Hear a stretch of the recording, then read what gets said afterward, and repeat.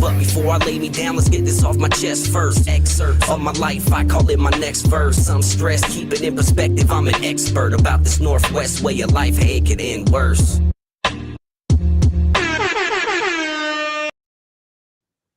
Welcome back, everyone. This is season 2. I'm so happy to be back. It's been quite a little while, but we're back. We made it back to season 2. This is episode number 27 of UpLeft State of Mind, the podcast where it's okay to not be okay. This is the show that unpacks the pressure, the pain, and the process from mental health struggles to finding your identity and even ways that we can grow as individuals. There's no filters, there's no fluff, just raw conversations with people who are learning how to hold everything. I'm your host, Rizzle. That's my dog. He's over there. And whether you're tuned in from somewhere inside the beautiful Pacific Northwest or anywhere else, this is your safe space. It's a place to breathe, and it's a place to remember it's okay to not be okay. Today's episode is brought to you by Seamless Electrical Solutions. Whether it's wiring, repairs, or full electrical work, Seamless has you covered with quality done right. As a master electrician in Massachusetts, they're committed to keeping your home and business running strong. We're honored to partner with the company that values community and believes in supporting open conversations about mental health. Learn more at seamlesselectricalsolutions.com. Let's get into it. All right. My guest today is Elise Stevens, and let's bring her on. Hello. Elise, welcome. Welcome to the show. How are you? I'm great. Thank you. How are you? I'm doing good. Let's see here. Is there any way we can turn your microphone up just a teeny bit? Let me try it. Get back. Is that better? Yeah, that's a little bit better. Okay, so Elise, why don't you just kind of introduce yourself, tell everybody a little bit about you and kind of what you got going on. I'm just gonna hold the mic so it Okay. doesn't become a problem. Okay. My name's Elise Stevens. A lot of people know me more as Mima. I was born and raised in McMinnville, Oregon. I'll be 40 this year. And I often get told by some people that I'm famous, which I'm going to tell you I hate using those words. I'm not famous. I often say I'm just a regular girl with a crazy story, and I choose to use it for good. Right. Okay. So let's talk a little bit about your history with mental health. When did you first kind of realize that that mental health was a real thing and that it affects people, and you know, and it kind of affect your life in indirectly or in a direct way? I was actually really young, like, when I realized it. Like, I always knew, like, I was raised in an era where, like, parents didn't get divorced often. And I was, like, one of the first ones in my class whose parents got divorced. Mm-hmm. Like, when my parents got divorced, it wasn't just, like, this quiet thing. It was, like, my dad ended up, like, financially hurting a bunch of families in McMinnville, and, like, it was this loud divorce. And so, like, I've dealt with mental illness almost my whole life. Mm-hmm. I never thought I would get out of it more than anything. Like, I always felt like this was just the cards I was handled or dealt, and, like, I just needed to deal with it or learn to cope with it. Mm-hmm. And I didn't think that I was, like, worthy to actually graduate past mental health, like, graduate past that trial. Yeah. Yep. So how old were you when your parents got divorced? Oh, my parents split when I was, like, 4, and then the divorce went through when I was 10. So it was like a 6-year drawn out long divorce. Yeah. My dad owned, like, a really well-known construction company in McMinnville, and overnight, like, we lost everything. He got caught, like, with drugs, and we lost money and contracts and houses that he was building. They had to hire out different contractors, and so, like, we went from being some of the most wealthy family in McMinnville to, like, nothing overnight, and it was rough. How did that affect you, like, in school, and like just trying to fit in, and just like have some sense of normalcy as a young child dealing with that kind of turmoil? I struggled fitting in. I think it kind of depends on who you ask. Some people will say, like, I fit in really well, and I know I must have had a lot of friends. I actually just told my husband when we were on the way home from doing your cook. Yeah. Actually, I was telling Big Red, I said, what's funny is I don't think anybody I even grew up with knows the real me, like, knows the healed me. Like, they've always been used to, like, the stressed out, anxiety, nail biting Elise, that they don't even know who I am. Right. Because it's just who I was. But it affected, like, everything. Like, I struggled in school. I struggled having friends. Mm-hmm. It affected my marriage, relationships, how I was as a mother, like, all of it. Yeah, that's tough. So at what point did you start to, like, finally kind of feel like you could heal a bit from that? For me, so I was 35 years old. Yeah. I had 35 years of, like, trauma that I had held on to and kept, and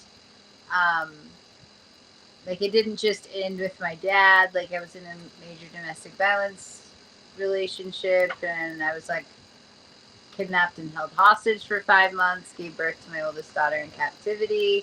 Oh my God. I mean, like, I have trauma, like, and so I just thought that was how I had to live.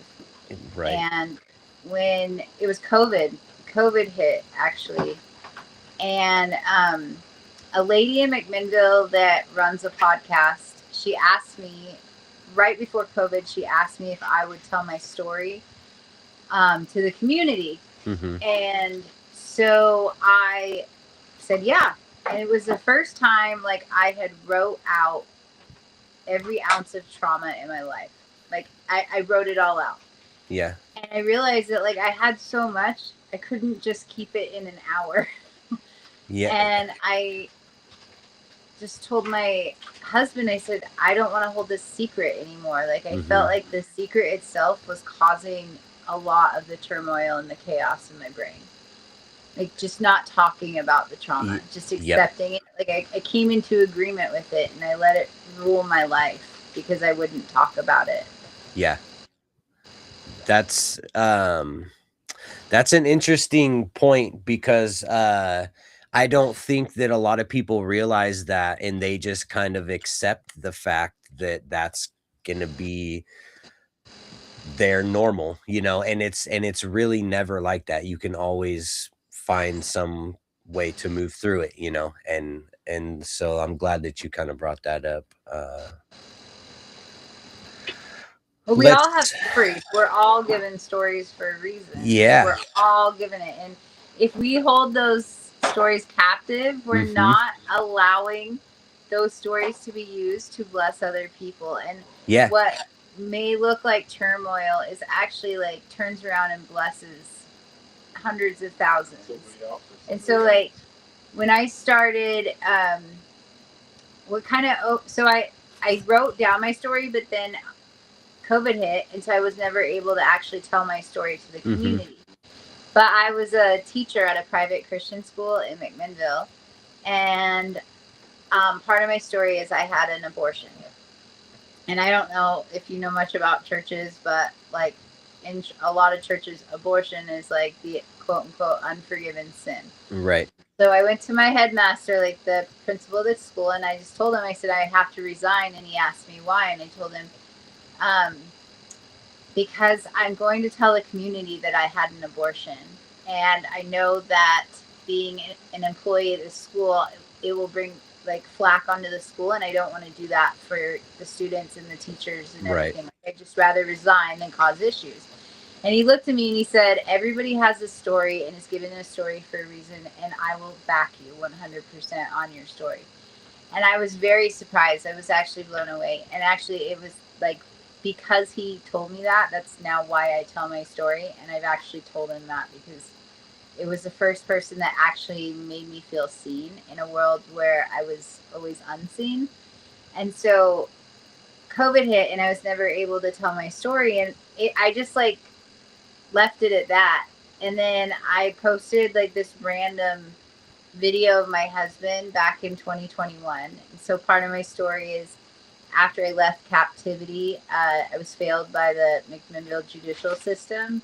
And I actually had to like jokingly hire my husband as my bodyguard. And I paid him, I told him I'd pay him $100 a night to be my bodyguard. And then we fell in love and got married.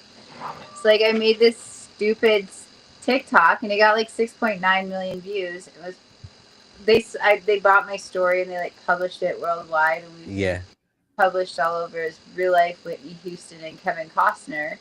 And it's like I have had so many people reach out and just thank me for speaking about my story because it's helped their mental health and it's helped their trauma. And so we all need to remember that no matter how big or small our story is, we have it for a reason and we need to use it. We can't hold those captive. Right.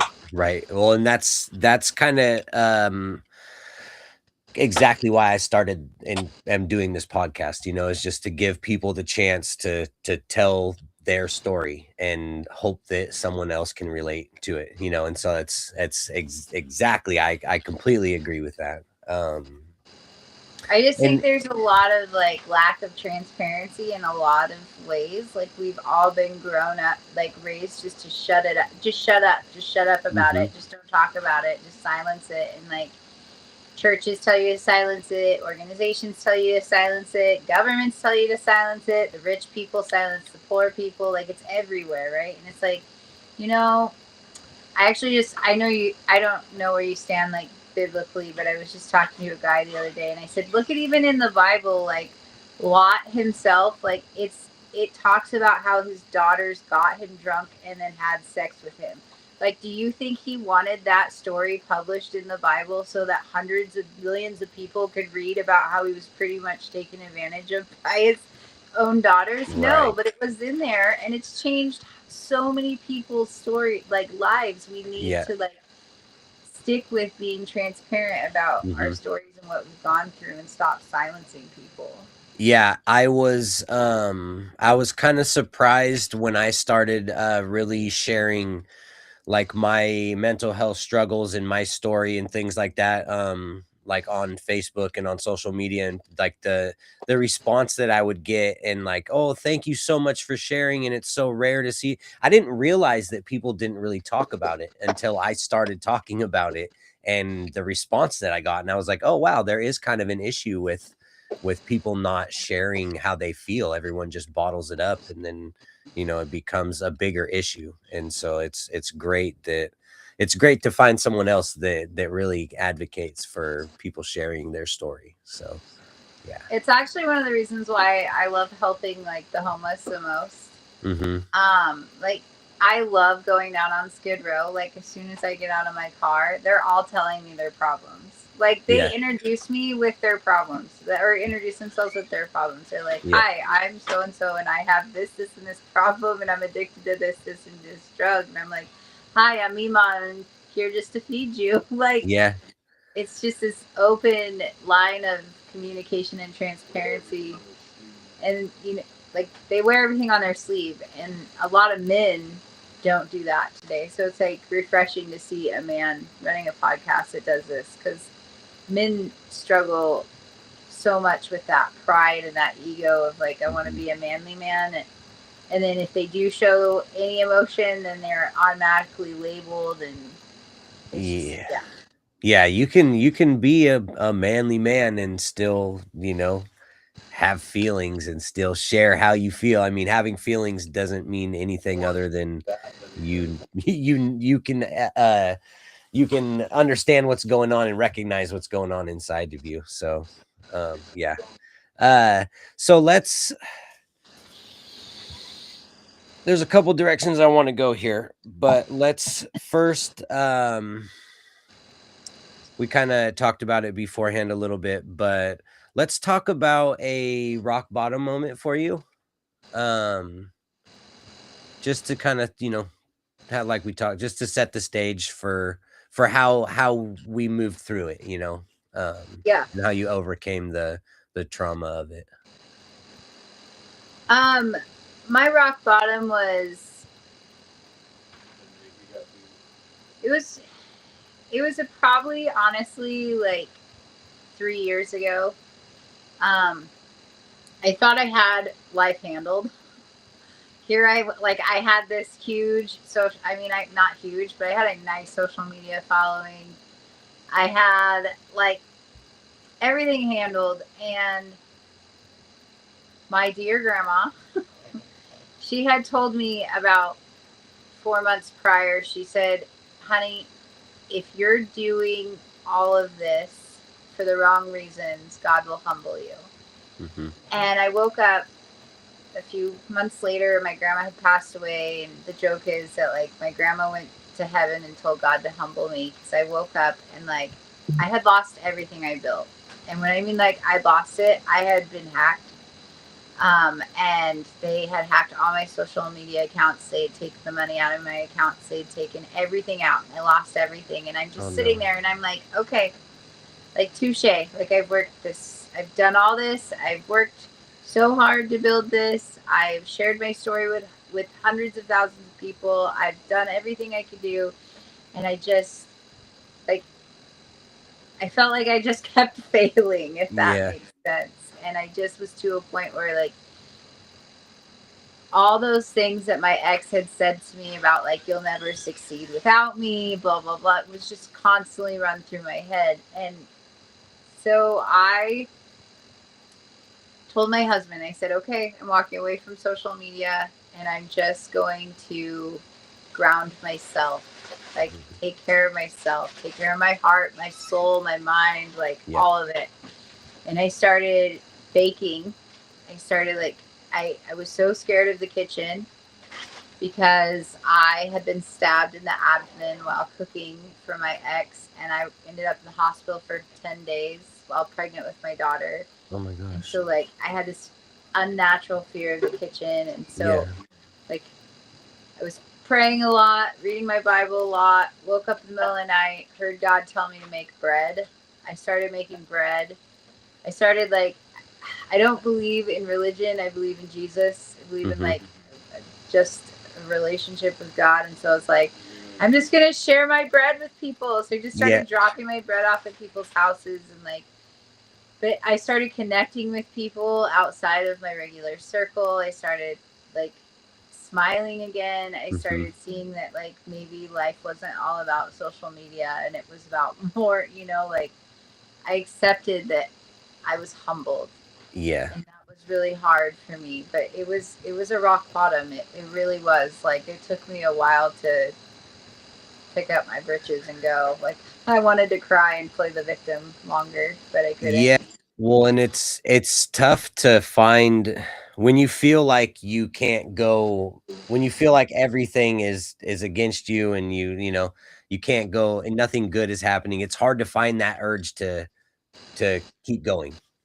And so the fact that you did, and you were able to find a way to get out of it. Even, I mean, I even say sometimes when you're at rock bottom, you have to fake that you're happy a little bit, or pretend that you are, until it kind of happens, because it's not going to happen on its own.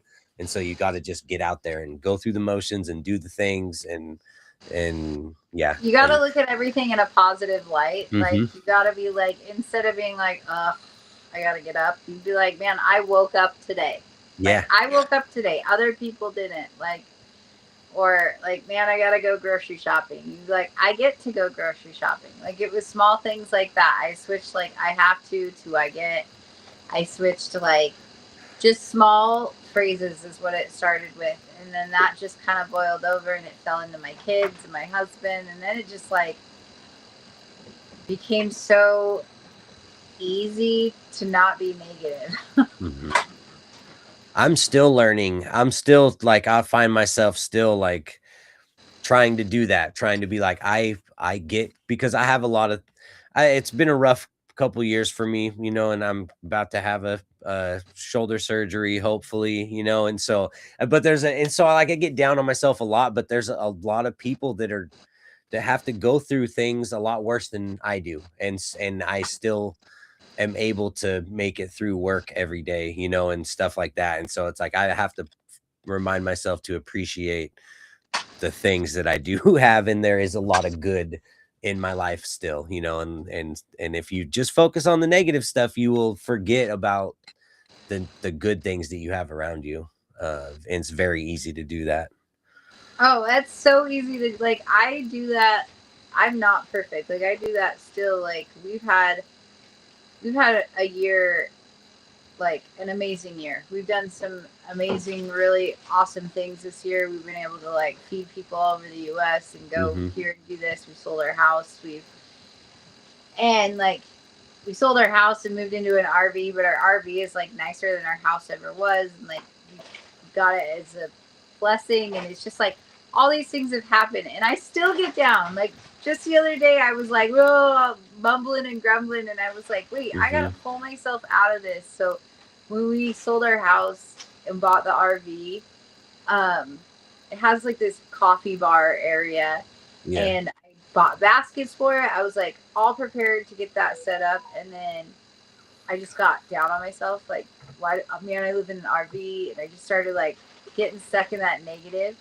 And so the other day, I was like, I'm gonna finally do that coffee bar. I'm gonna finally finish it, and I finished it. Oh, I felt so accomplished. I was like, Yeah. yes. Yeah. It's the little things. I try to tell people, like, if you're feeling down, like, you know, some people take it a day at a time, but take it an hour at a time.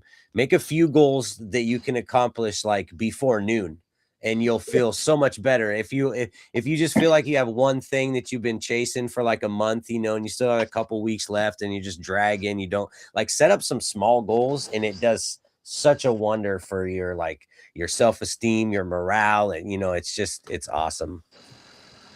Yeah, it is. It's like, I don't know. Sometimes it's the only thing that gets me through the day. So it's Mhm. like little goals and reminders. Like, it's okay. I got this.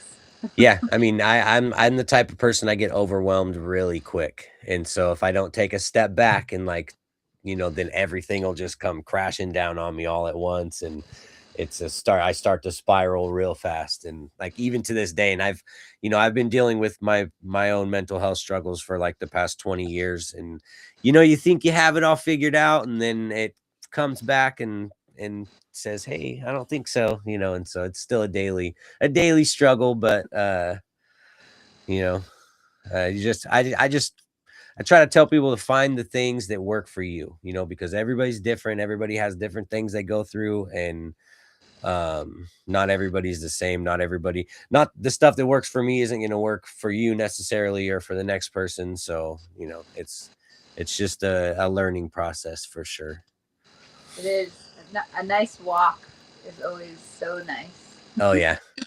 Yeah, that was one of my, cuz I have panic disorder, and so one of the things when that's not under control, a walk is like the first on my list for things that I do to just try to ground myself and and not freak out.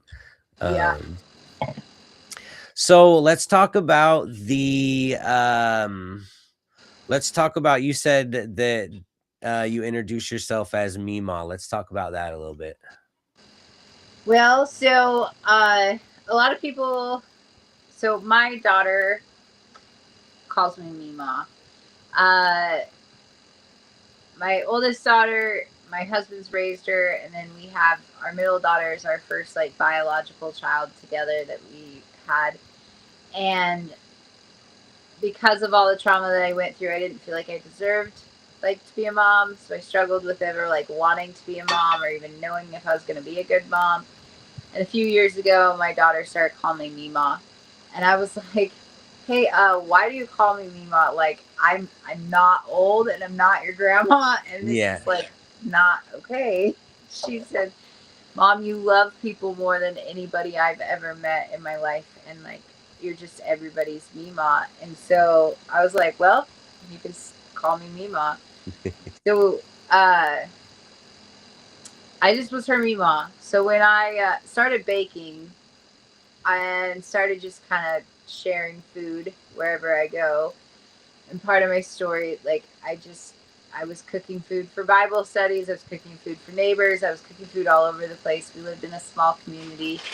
And there was this building that I always wanted to open a restaurant in. I always wanted to open something. So I went down and I opened it up.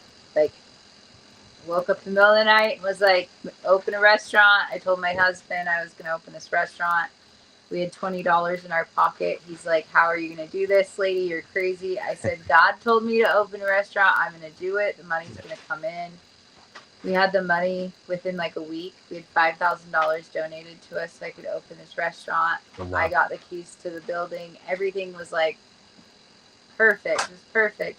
Opened the building and it was great.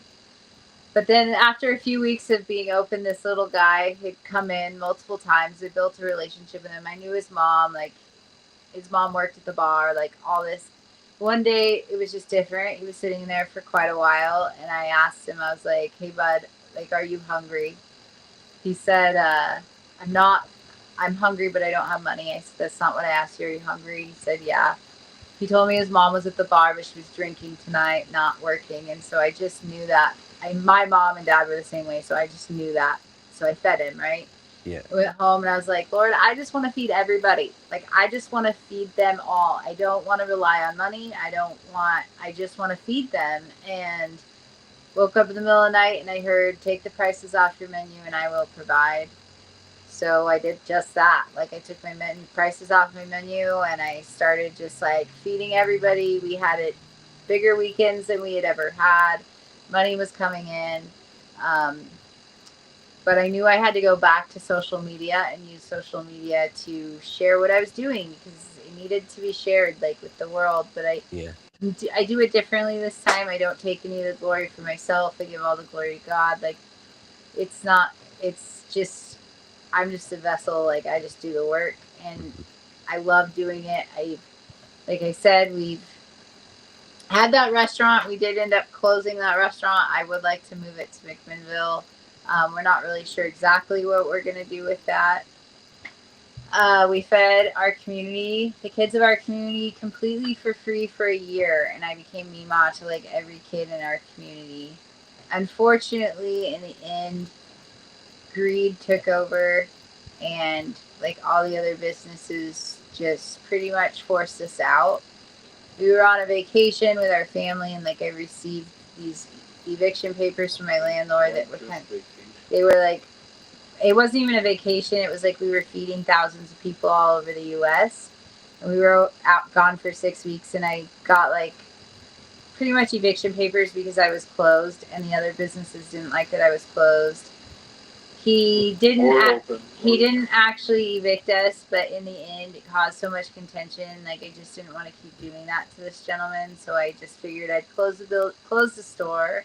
Like, if we could ever buy that building and reopen, I would absolutely love it. But I'm not gonna like play the game of the money game with people. Yeah. Like, I don't like money to begin with, so. So I became Mima. Like, we went down to the LA wildfires. We fed 20,000 people down there. There's a bunch of people down in LA that call me Mima. I was in Las Vegas, and I was like, "I'm in Las Vegas. I can have one drink." Like, I was so proud. I'm not an alcoholic, but I just don't like to drink because I relied on it for my mental health for too long. I don't want to get stuck back into that rabbit hole. So I was like, I can have one drink, and I went to drink it, and this lady was like, aren't you that Meemaw lady? Like, I was like, I'm in Las Vegas. I don't even know. Yeah. We went to Texas and fed people, the flood evacuees in July, and fed, like, met the volunteers, and we helped Erica Rifkin, who's like this large social media influencer that has a nonprofit. She's doing great things and amazing things in Texas, and so like we've just been all over, just because I switched it. It wasn't about me. It was about other Right. people. It was about helping other people. It's not, it's not about me. And now we're like walking into 2026 and we're expanding. We're offering like pay what you can construction now. We're going down to California to most likely build this handicap ramp for this little 3-year-old girl that her family can't afford it. And she is spinal bifida and can't get in and out of her house. And so we just said, hey, like, we'll come build you a handicap ramp. And so we're heading down there next week. And That's amazing. Yeah, we just, it's like every day that I choose positivity, every day that I choose transparency, I'm blessed. And so it's like, it's gone from this, like, when I was struggling with mental health, I carried around my secrets in suitcases behind me. And now that I choose to open my suitcase and tell the world what's like actually going on in my life, like, I'm blessed and I see positivity and things are changing and I'm able to use my story to bless others, and the light just shines in the darkness and the chaos is exposed. Yeah. That's really awesome that you guys go around and feed. So what's one of your favorite memories from traveling and feeding people and just helping out? I bet you have some great stories.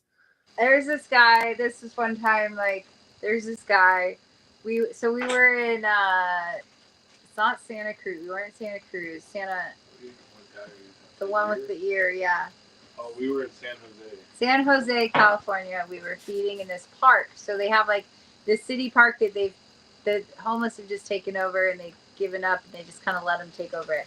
So we were driving on the bike paths, handing out food. I just ride in the back of the truck and I yell, food, food, and I hand it out. And this guy's walking towards me and I have pretty good vision, so I can see him from far away. And something's flopping at me, like, all the way out here. I was like, what is that? And he has a smile from ear to ear, and I'm like, what is that guy wearing? He gets up to me, and it's no joke, his ear, like, it had been like completely cut off and healed, like curled out, and was like flapping, and he had no care in the world. He's just like, thanks for the food, and the happiest guy I've ever met in my life. I was like, I want to help you, but it was completely healed. Like, it wasn't bloody, it wasn't gory. It was just like, I was like, you got in a fight and lost that ear, and woo, it's hanging on by a thread. I mean, that's not like, that just was.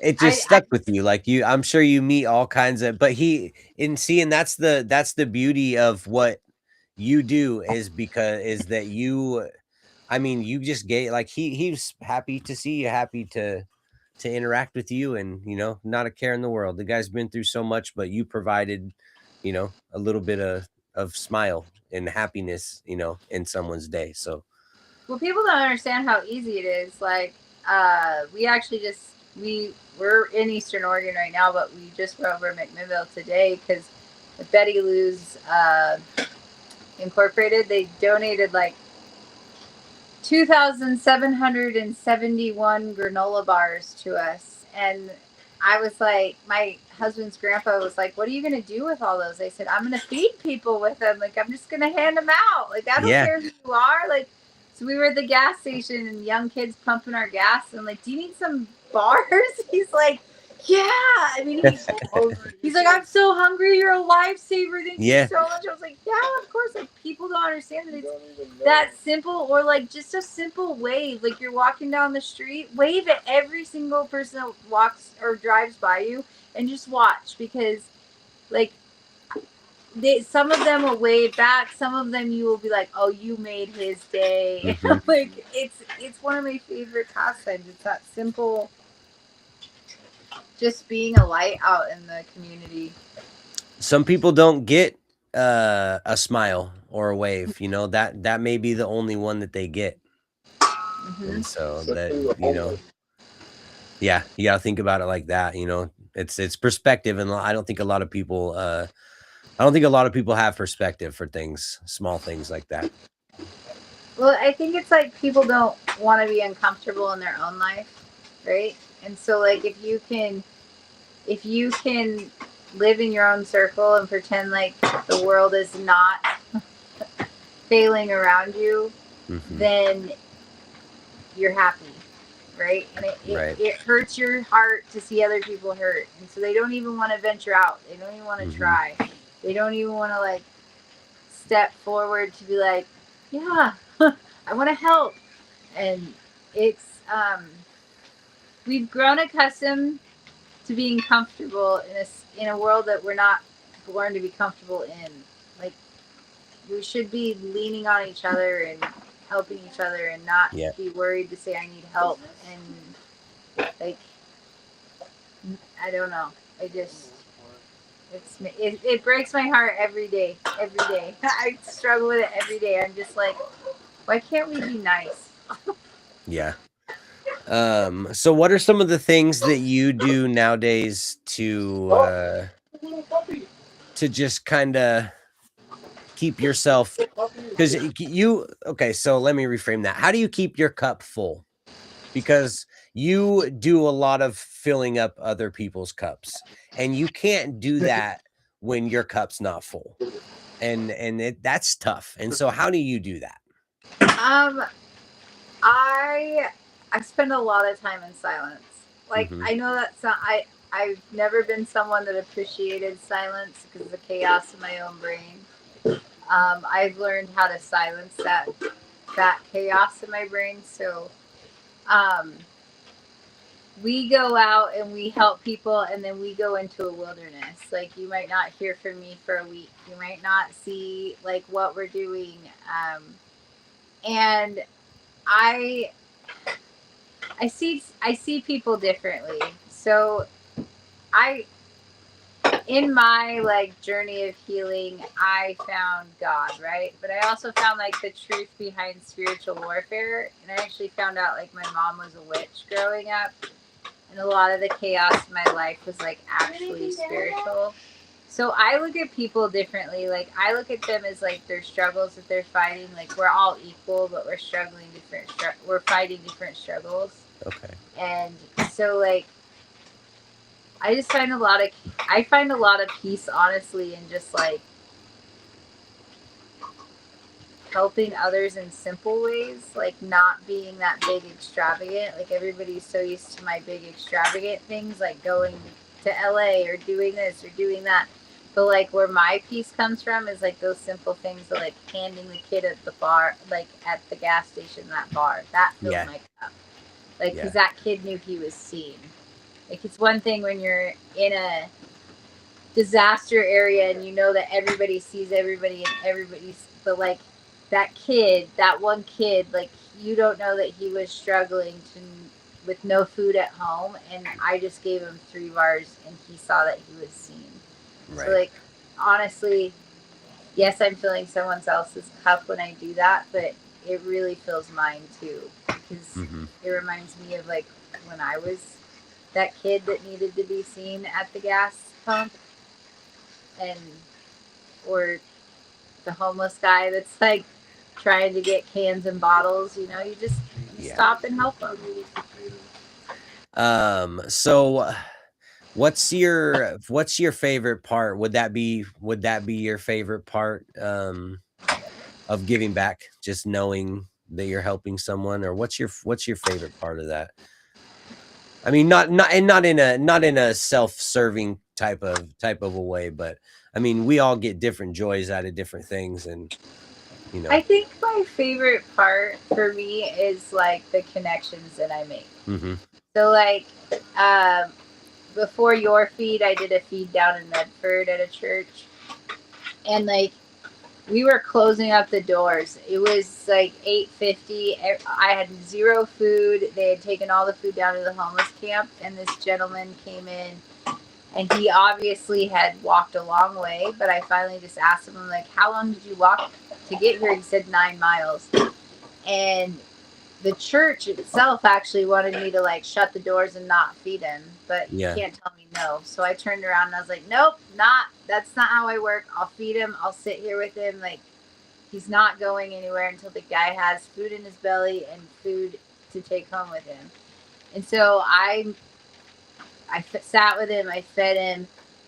I talked to him. Like, he told me about how him and his woman had just split up after 21 years. Like, he'd never been alone, blah, blah, blah. You know, like, just told me, like, just dumped his heart on me. Yeah. And the church tried to kick us out. So here I am, like, just me. My husband's not with me on this trip, which is odd. He usually goes everywhere with me, but he didn't go with this trip. And I have my 2 daughters in Medford. No one knows really where I'm at, and I offered to take this guy home to his van in the middle of Medford by myself. But it's like, I knew he wasn't going to hurt me. Like, he had just poured his heart out to me. Like, you could feel he wasn't going to hurt me. Like, he just needed to be seen in that moment. And, like, but I still, even my daughters, like, they still are like, how do you think Jonathan's doing? Like, have you thought of John? Can we try to get a hold of him? And it's like, you build those connections and you see people as humans.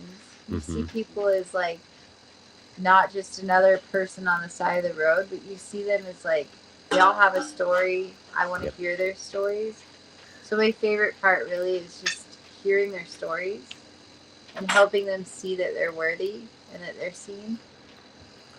That's a great reason. I think that's kind of my favorite part of doing this podcast is, other than like providing a platform for people to have a voice, and it's just that hearing what makes people tick and what makes people go, and you know, things like that. I hate, I'm an introvert, you know, and so I don't like to like just small talk and that and this, you know, but if there's a purpose behind it, you know, I can really sit there and talk to somebody for a while. And like, just, I've learned so many things about people doing this podcast.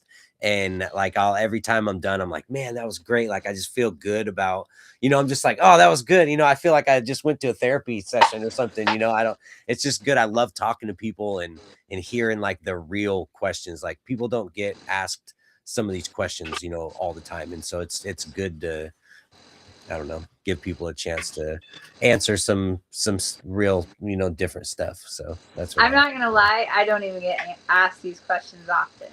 Yeah. Like, people don't often ask me. Actually, one of the things I struggle with the most is, I tell my husband often, I said, people underestimate how lonely being a social media influencer or like doing what I do is. Like, everybody knows who I am, right? But I don't know who like 95% of the people are. I can't tell you how. So a very nice lady gave me a bread maker. She knew who I was, knew everything about me, and like, I still don't know her name to this day, because I didn't have the courage to be like, I'm sorry, what's your name?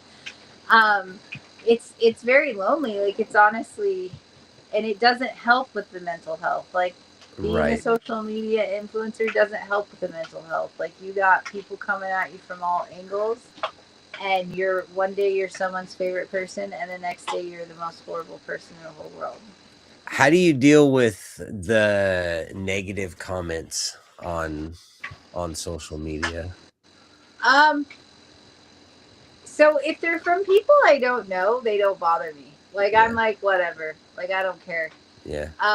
If they're from people that have met me, you know, I'm just like, really? Like, you have that much anger and resentment and like hatred in your heart. And I ignore them. I a lot of times type out a reply and then take a deep breath and delete the reply and think, it's not worth my time. Like, it's not worth my time in the end. Like, it's not doing me any good. It's not helping them. It's not doing anything. I know my truth. like I know I get accused a lot of misusing funds. I get accused a lot because like we don't get donations. Like everything that we've spent on this for the last year and a half, like almost everything, like 75% of it has come out of our own pocket, out of the sale of our home, and out of like we fund it. Like we choose to fund it. We choose to give our money to other people. We don't like. So when I get accused of like misusing funds, I just have to laugh because I'm like, if only you knew, like if only you knew what I did, like but you just have to learn to ignore them. They're keyboard warriors. They're not saying it to your face. Like everybody's strong behind a screen. Yeah. Like I've learned that with making music because it's a form of art, you know, and it's extremely subjective. And so there's I mean, everyone has an opinion. And so I have learned that I have to just respect people's opinion, you know, and just keep going because it's not going to do me any good to get caught up on anybody's opinion. It's anything negative. It's just going to fuel it and make it a bigger thing for me when don't even need to pay attention to the negative stuff because it has nothing to do with me personally, you know. And so yeah, that's exactly what it is. Like it's not, don't feed it. Like you can't, when you accept their negativity, it just gives them more power. Like and so I just like, everybody has opinions. Some of them stink. Like yeah. Well, and I try to tell my kids and, you know, anybody really, that, you know, you can't really base, if you base your own self-worth on the opinions that other people have of you and the value that other people hold you in, like you're going to be disappointed a lot of the time. And so you have to find your own self-worth and your own value because everyone's going to have their own opinion, you know.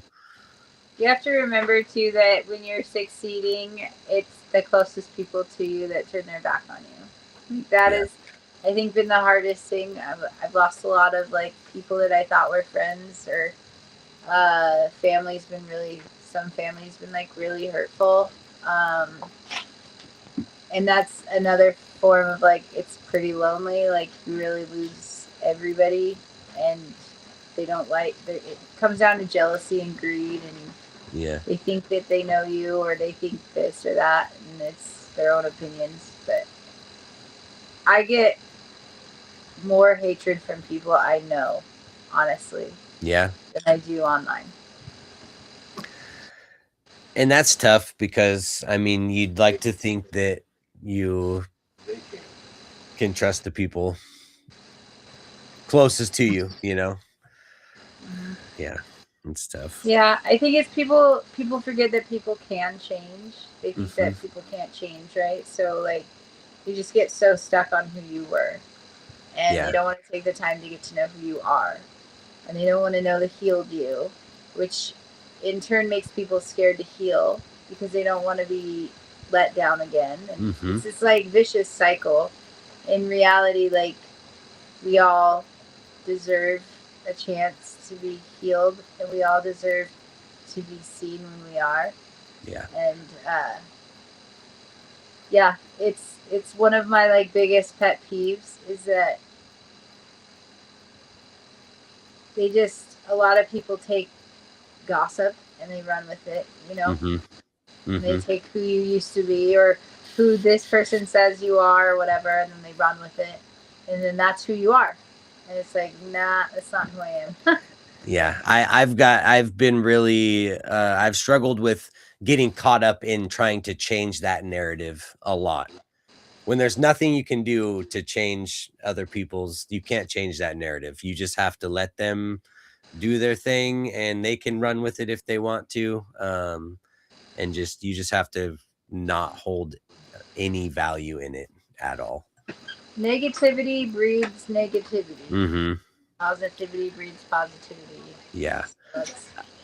It's just, I've learned that the block button is really easy to press, and I don't care if I know you or not.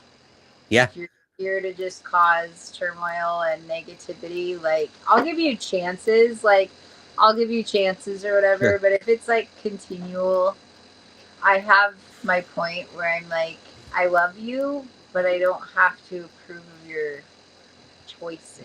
Yeah, well, I'm very protective of my energy, and so I completely get that. Yeah, I completely get that. So what do you advocate for?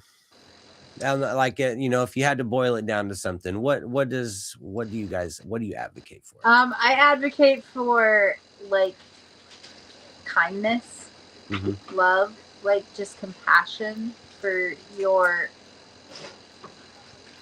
fellow brother, human, neighbor. Yeah.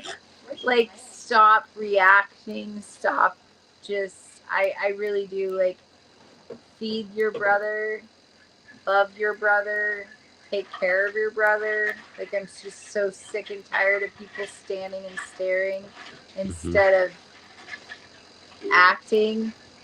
We were in Walmart. We were in McMinnville once, and this lady was literally eating out of the garbage can, and we got her a meal at McDonald's before we saw her eating out of the garbage can. We saw her walking up. But then we went to find her. We found her eating out of the garbage can. And there was no joke, like 6 people just standing, staring at her. And I'm like, it was in front of a Christian, like, bakery thing. Yeah. And nobody was feeding her. And I walk up and I'm like, ma'am, here's some food. And all these people looked at me and they're like, well, that was nice of you. I was like, you could have done that. You're like, it was very simple. Yes. Yeah. Yes, I really just like, advocate for that simple like kindness, that simple act of kindness. Doesn't have to be extravagant. Yeah. Love your fellow brother, pay that if someone's low on their groceries at the grocery store, cover it. If like sometimes we'll get gift cards for the grocery store, we go around and just give them to people. Yeah. That look like they, or whoever I feel need them or whatever, we just hand them out. Like, even people that don't, a lot of people that don't look like they need them actually need them more. But, I just advocate for literally like that 1980s kindness, 1970s kindness, 1940s. Like, you'd run around on your bike and you knew the mom next door wasn't going to scream at your kid or do something stupid or like you just show kindness. Yeah. Simple kindness. Yeah. Yeah. Well, I agree. A little bit of kindness goes a long way. It really does. Yeah. Is there anything else that you want to leave with the people before we get you out of here? Nope. I mean, the only thing is, if you want to support our mission and help us feed people, the best way to do it is just by like following our social media, interacting with it, liking, commenting, sharing. Like every time you like, comment, share, or follow along, you're literally like feeding someone. I make enough money to feed someone. So if everybody just started doing that, like I could feed people all over the world. Like I get way more requests for food than I get social media income. So like I would like to one point get to a point where I can just buy groceries for whoever needs it. Yeah. And where can they find you? Where can people find you at? We're on Facebook, Instagram, YouTube, and TikTok. Okay. I will Linktree app. We have a Linktree. Okay, yeah, if you send me that, I will put it in the description and the video description on here, and then they can find you. Okay. Cool. Awesome. All right. Well, thank you so much for coming on. I really appreciate it. Thank you for having me. And thank you so much. Thank you so much for coming and helping out at the toy drive. That was amazing. Oh, it was an honor. Yeah. I'd be happy to do it for you next year. I appreciate it. All right. All right. You have a good night. Yeah, you too. Take care. Bye. Bye. All right. Oh, welcome back to season 2, everybody. That was a great conversation. Super excited about that. Thank you again to Elise for coming on, and make sure you guys go and show Mima's some love. Elise Stevens on Facebook. Her link tree will be in the description. Yeah, they're doing some amazing things, and so any support will go a long way with them over there. We're back.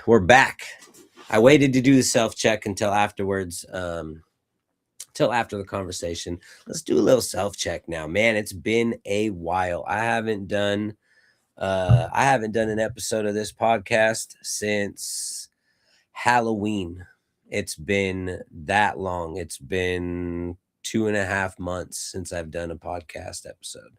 2.5 months exactly, I think, actually. And super busy at work, extremely busy at work. And so we were at a good stopping point for the season, for the show. And I just decided to end it right there with season 1. We didn't really have a finale, but it's not really what it's not what I'm interested in doing at this point. I mean, I don't know. I wish I could have done something, I guess, but it doesn't matter. Season 2, we're back here for season 2, and we have some more stuff lined up going forward. I'm only going to do 1 episode a week going forward. I hit it really hard in season 1. We did a lot of episodes in a little bit of time, and it was awesome, but I didn't get a chance to do some of the other things with the episodes that I wanted to. I didn't have time. My kid is starting wrestling right now, and so I just don't have a lot of time to do a lot of things every night with the schedule with my wife working and the kid. And so, yeah, that's what we're going to do. 1 episode a week going forward. I hope you guys are ready for that. I'm super excited about season 2. I'm so glad to be back talking to you guys. It's been an interesting couple months. I'm about to have surgery. I know we talked about my shoulder thing a little bit previously. It's just been a nagging pain for like the last couple years. We finally figured out that I have a torn labrum in here, and so like the labrum's kind of like the cartilage in the shoulder, and then the arm sits in it, and it's like, and so that's just like a tear in there, and I think it's like up top a little bit too. And so I gotta go have some more imaging done before I can get some surgery, and then I'll be like in a cast a sling for a bit. It's gonna suck for a bit, but it's gonna be a lot better going forward. I'm such a relief to finally figure out the source of the pain after so long. So that was a big win, as far as counting victories, and stuff like that. That was a big win for me to just put a name to the pain, after so many months, so many years, 2.5 years of dealing with it. So it's tough right now, but it'll get better. So yeah, that's what I've been dealing with. I've been dealing with that and, other various ailments along the way. So, other than that, it's been really good. Life's been good. I'm glad that the podcast is back. I'm glad that you guys are here with me, listening again, watching again. And that's it. That's all I got for you guys. I hope you guys enjoyed that conversation. If this episode resonated with you at all, please share it with a friend.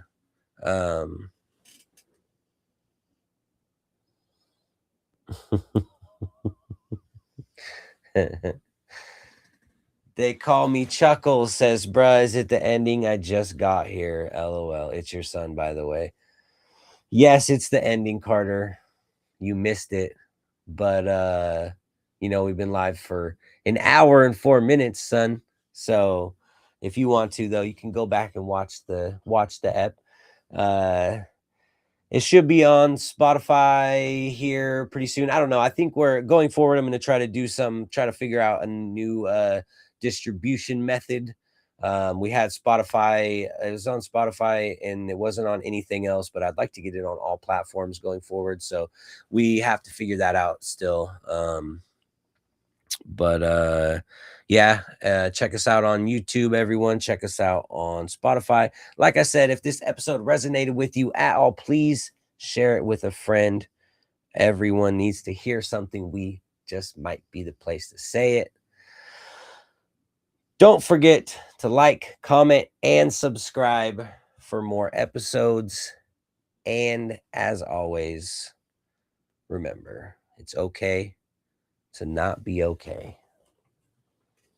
Tell somebody you love them. We will see you guys next time. Thanks for being here.